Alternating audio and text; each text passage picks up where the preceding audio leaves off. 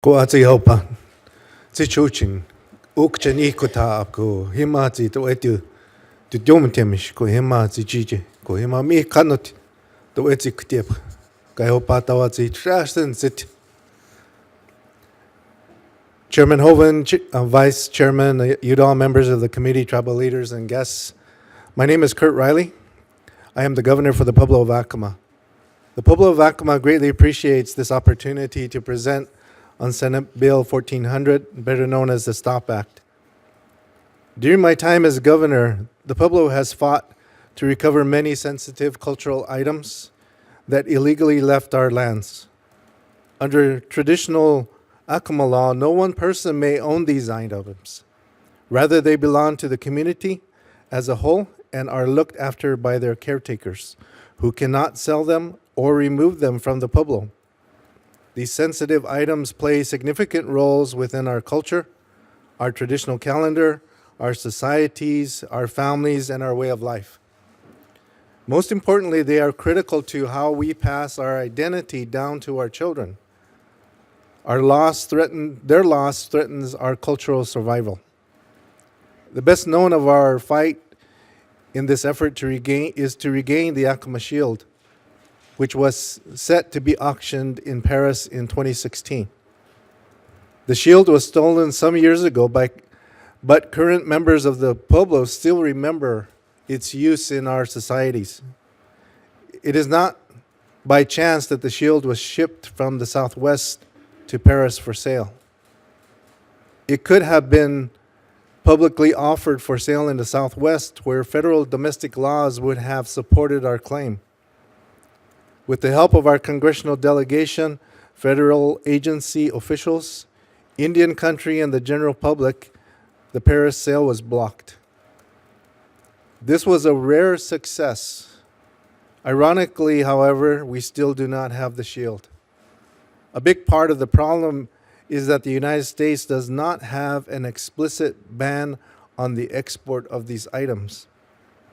Foreign governments, including France, have consistently told the Pueblo and federal officials that they will not facilitate return of our cultural heritage because the United States laws do not explicitly prohibit their exportation. The STOP Act contains an explicit ban. It should be emphasized that this ban is narrowly drawn. The STOP Act only applies to items obtained in violation of NAGPRA, the Archaeological Resource Protection Act, or the Antiquities Act.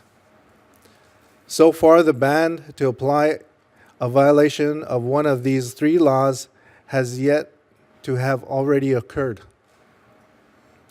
But despite its narrow scope, the STOP Act will send a clear message about American values and will provide an essential tool for securing the cooperation of foreign countries when sensitive cultural property appears in auction houses and elsewhere overseas. In addition to a ban, the STOP Act increases the penalty for violation of NAGPRA and encourages a system of voluntary return. We are hopeful about voluntary return. Our experience is that when dealers and collectors get to know us and we get to know them, many issues of concern are resolved and sensitive items do come home. Still, there are always those that just don't care. Lastly, the STOP Act creates a tribal working group to advise the federal government. This group is needed to maintain the federal government's focus on this issue and to provide professional expertise as matters of identification and such arise. I am happy that the Assistant Secretary Teixeira is testifying today. The Department of Interior has been a great ally in these efforts. Notably, Secretary Zinke was one of the co-sponsors of the Protect Patrimony resolution, which passed the Congress last year. That resolution condemns the illegal trafficking in tribal cultural patrimony and calls for an explicit export ban. I thank you members of the committee for giving me the opportunity to share Acoma's experiences.